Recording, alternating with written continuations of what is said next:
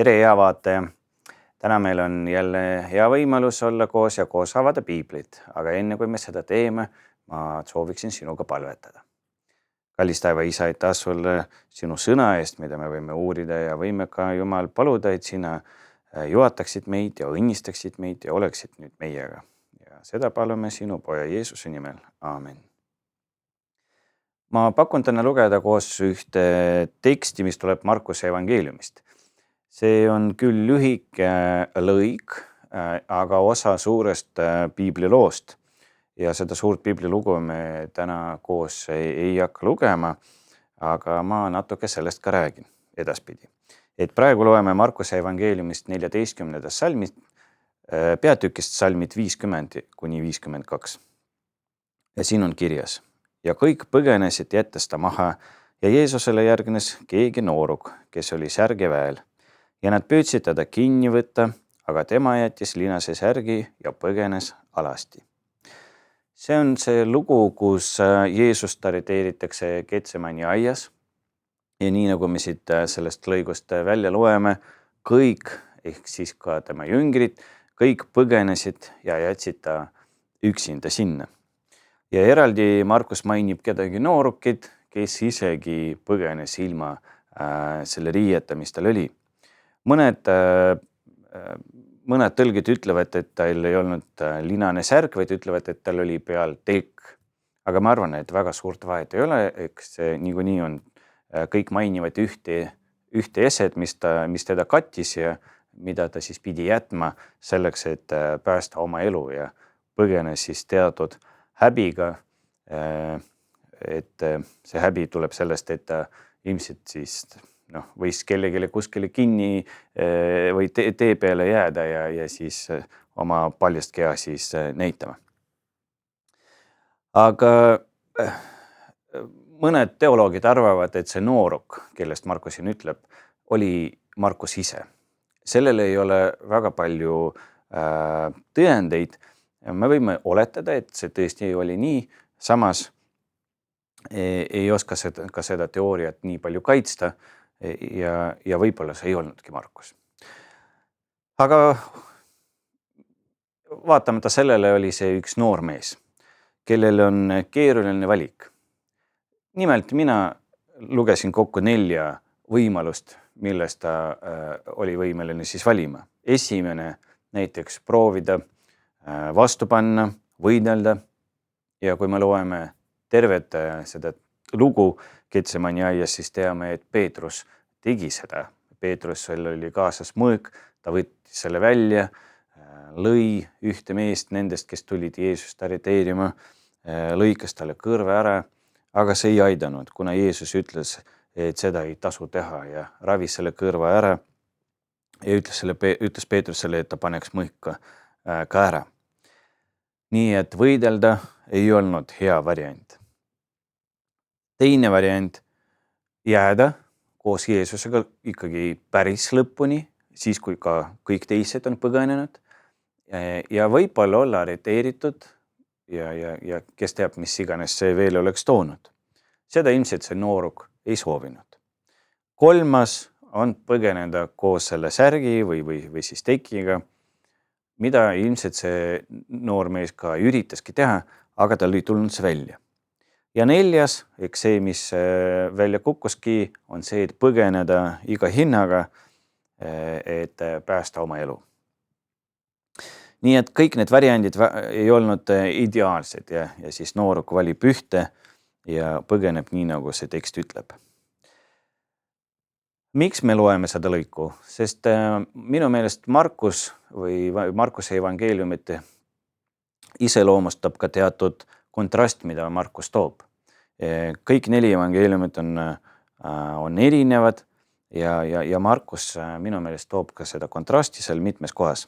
Ja siin on kontrast nende jüngritega, ka selle nooruki, kes põgeneb ilma oma selles riideta ja kontrast ka Jeesuse vahel. Markus näitab, et jüngrid on hirmus, et nad ei tea, mida ette võtta, see, mis nad proovivad, see ei sobi. Jeesus ütleb, et ärge seda tehke, muud nad ei julge võib-olla või proovida või tule selle peale.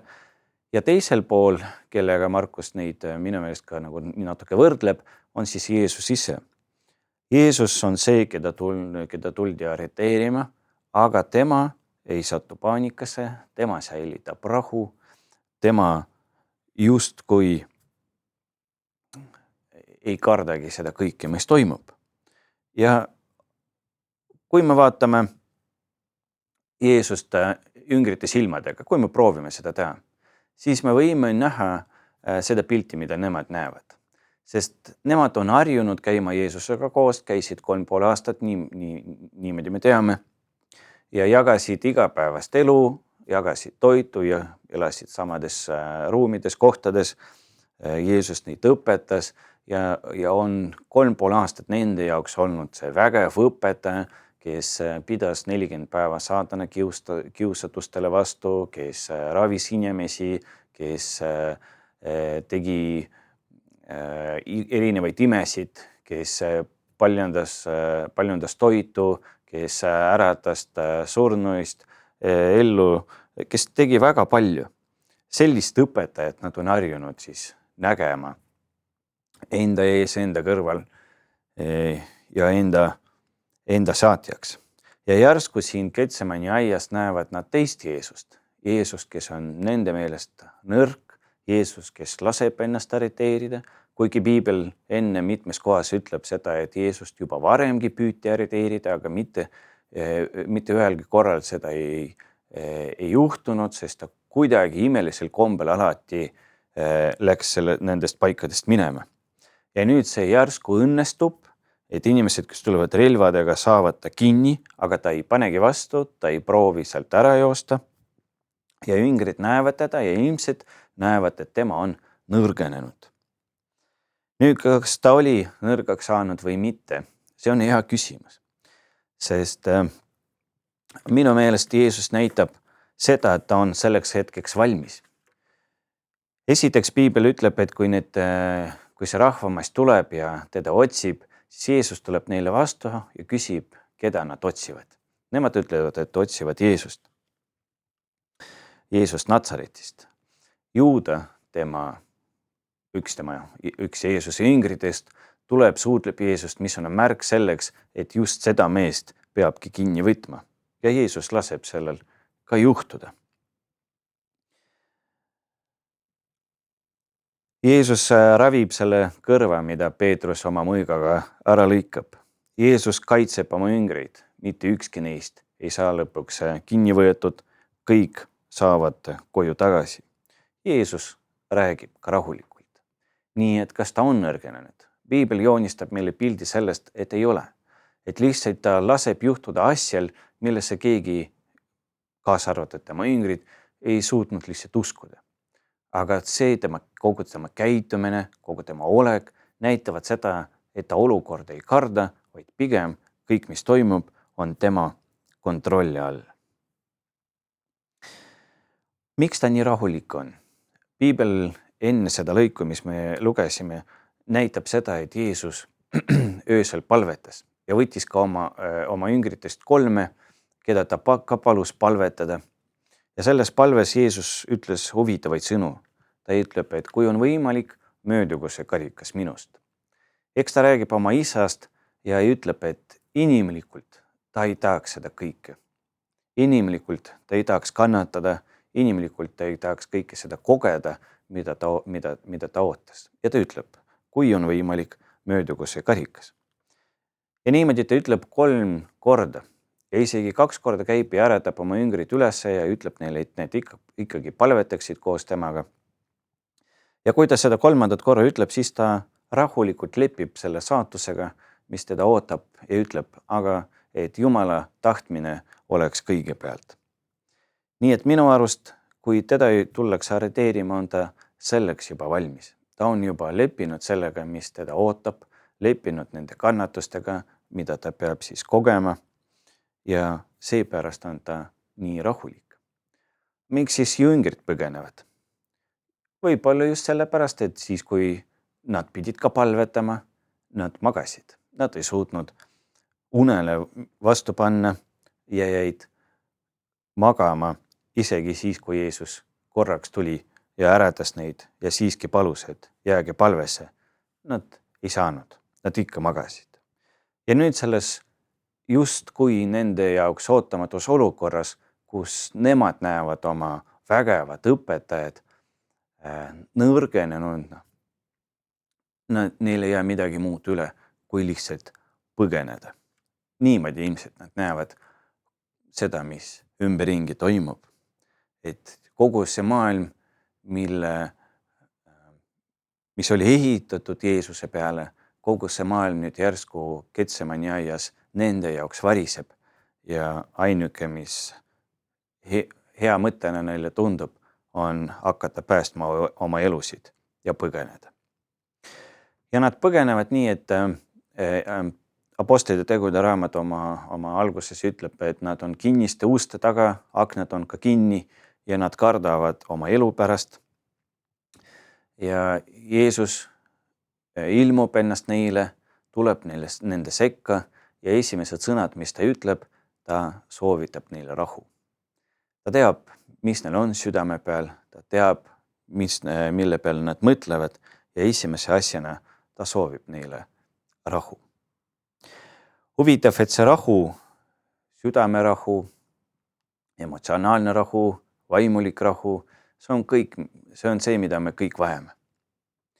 Sest tihti juhtub, et eluraskused kuidagi ei taha ükshaaval tulla, vaid tihti tulevad kõik korraga või üksteise järjest. Ei tea, miks just niimoodi see toimub, aga tavaliselt inimestega rääkides panen tähele, et see on kõigil sama. Et kui tuleb üks raskus, siis võib oodata ka järgmist ja kolmandat ja neljandat ja kuidagi nad kõik tahavad niimoodi korraga tulla. Kas siis, kui see juhtub, kas siis me ka põgeneme Jumalast? Kas see põgenemine võib väljenduda selles, et me näiteks enam ei palveta nii palju kui varem või tunneme, et meie usk on nõrgemaks jäänud või me näiteks mõtleme, et me ei saa aru sellest, mis toimub ja miks meid üldse on tabanud kõik need asjad. Või me näiteks mõtleme, et Jumal on meid maha jätnud ja enam ei hooli meist. Või me olemegi näiteks olukorras, kus me lihtsalt ei tee midagi, sest me ei saa aru, mis toimub. Kas oled kunagi mõelnud näiteks, et Jumal on nõrgaks saanud? Näiteks siis, kui juhtus midagi, mida sa väga ei soovinud või ütleme, mida sa üldse ei soovinud. Aga see juhtus ja siis sa mõtlesid, et miks? Miks lasi Jumal sellel juhtuda? Kas Jumal ei saanud olukorraga hakkama? Kas ta on nõrgaks jäänud? Aga mõtleme sellele teistmoodi. Et ju Piibel joonistab meile pildi, kus Jeesus tegelikult oli väga tugev. Ta lasi nendel inimestel tulla koos relvadega, ta rääkis neile, ta ilmutas oma pühadust neile, ta lasi juudal, kes tuli teda reetma, tulla siis lähemale, suudelda ennast. Ta laseb siis ennast arreteerida, ennast kinni siduda, ta laseb ennast ära viia, aga kõikides nendes etappides ta säilitab rahu, sest ta usaldab oma isa. Kas meie võiksime ka omandada sama tugevat usku ja usaldada oma taevast isa ka siis, kui kogu meie maailm meie ümber laguneb ja hävib? Ma arvan, et saame küll. Ja ma arvan, et Jumal teeb meid ka tugevaks siis, kui me laseme ta seda teha. Kuidas ta meilt tugevaks teeb? Võib-olla ka selle läbi vaimuliku elu, millele me võime anda prioriteedi. Näiteks ju siis, kui Jeesus võtab oma jüngrid ja palub neid palvetada, kas ta palub neid palvetada enda pärast või ta palub neid palvetada, et nemad oleksid vaimulikult tugevamad. Ma arvan, et see põhjus on ikkagi see teine. Ma arvan, et ta tahab, et nad palvetaksid, et see olukord, mis pidi tulema, ei tabaks neid ootamatult. Ja mulle ka tundub, et tihti Jumal ka valmistab meidki ette. Võib-olla sa tunned püha vaimu, kes osistab sulle, et sa peaksid rohkem palvetama või rohkem pühakirja lugema. või lihtsalt säilitama rahu ja mitte reageerima ümberringi toimuvale. Ma arvan, et Jumal valmistab meid ette siis, kui tekivad väikesed asjad ja see annab meile head kogemust, näiteks kui me palvetame ja palume talt jõudu, palvetame talt, et kõik jälle tagasi sirgeks saaks ja see juhtubki ja see tugevdab meie usku sellesse, et tema on kõikvõimeline Jumal, usku sellesse, et tema on Jumal, kes meist hoolib, et see on Jumal, kes teab kõike ette ja nende väikeste kogemuste või väikeste juhtumite kaudu saab ka meie usk tugevamaks ja järgmine kord me ju oleme juba paremini ette valmistatud. Kõik need asjad, mida ma mainin, on olulised protsessid sellest vaimulikust elust, sest Jumal tahab, et me oleksime tugevad, sama tugevad nagu temagi. Aga isegi siis, kui me nii-öelda kukkume, isegi siis, kui me nii-öelda vastu ei pea, on hea teada, et Jumal laskub meie tasemele. Seda juhtus ka jüngritega. Kui nemad olid põgenemas, ta ei karjunud ja ei palunud neil jääda. Ta ei karjunud ja öelnud halbu sõnu nende kohta, sellepärast, et nad jätsid ta üksi maha. Või ta lasi sellel kõigil juhtuda. Ta võttis seda vastu ja kui tal oli võimalus, siis ta läks nende sekka ja soovitas neile rahu. See oli see, mis oli temaski rahu. Seda ta soovib ka oma jüngritele. Nii et Jumal saab hästi aru, et meie oleme inimesed, me tihti oleme nõrgad, et me tihti vajame rohkem toetust ja rohkem julgustust ja rohkem aega ja seepärast mulle meeldib mõelda Jumalale ja tema kannatlikkusele, mis temas on, sest tema tõesti on väga-väga kannatlik meiega. Ja kiri korintlastele ütleb ka, et mitte midagi ei juhtu, mis on üle meie jõudu. Paulus kirjutab seda mõtet ja see mõte on mind palju julgustanud erinevates eluolukordades, sest iga kord, kui midagi toimub, kus mul tundub, et mul ei olegi vastust, mul ei ole järgmist plaani, ma ei tea, mis nüüd toimuma hakkab ja mida mina peaksin tegema, tean ma vähemalt seda, et see ei ole üle minu jõudu. Sest Jumal lihtsalt ei lase juhtuda sellel, millega ma hakkama ei saa. Muidugi teine küsimus, et mida Paulus täpselt silmas peab. Kas minu inimlikku jõudu, minu inimlikke omadusi ja oskusi ja kõike, või ta mõtleb sellele, et kui mina usaldan oma Jumalat, kui mina annan kõik Jumala kättesse, siis ka minu jaoks ei ole miski võimatu. Ma arvan jällegi, et see teine, et Paulus kutsub meid kõiges lootma Jumalale, jätma paanika ära, vaid rahulikult mõelda ja mis veel parem, olla juba eelnevalt kõigeks valmis, et mitte miski ei tabaks meid ootamatult. Jeesus oli oma saatuseks ja selleks, mis temaga juhtus, valmis. Ta teadis ette, et see peab juhtuma. Ta inimlikult oleks hea meelega seda vahele jätnud, aga lõpuks ta ütleb oma isale, et sündigu siis isa tahtmine. Ja see on hea palve, mida võib korrata näiteks päeva lõpus. Kui sa lõpetad oma päeva, sätid ennast magama minekuks, mõtled kõigile, mis päeva jooksul juhtus sinuga ja isegi nendele asjadele, mis sulle rõõmu ei tekitanud ja ütled, et olgu kõige peale sinu tahtmine, Jumal. Anda tema kättesse oma muresid, anda tema kättesse oma probleemid, anda tema kättesse kõike seda, millega sa ise hakkama ei saa või kui sa tunned, et sa ei saa üksi hakkama, see on alati mõistlik ja alati hea otsus. Panna prioriteete õigesti ja kõigepealt võtta aega selleks, et suhelda Jumalaga, et saada temalt toetust, energiat, et veeta temaga natuke aega, et oma südames, minu südames, sinu südames oleks see jumalik rahu, see on ka alati õige. Muidugi inimestena me tihti teeme asju teistmoodi. Eks me kuskile kiirustame, eks me mõtleme, et kõike seda jõuab, et on olulisemadki asjad, mida teha hetkel. Aga elu õpetab seda, et kui me teeme asju ilma Jumalata, siis tihti toimuvadki sellised vead, mida me pärast kahetseme. Aga kui me võtame rahulikult ja anname kõike Jumala kätesse, siis tihti me võidame, sest mitte miski ei ole Jumala jaoks võimatu. Jumal tahab ka sind teha tugevaks ja teeb seda, kui sa teda usaldad. Palvetame koos.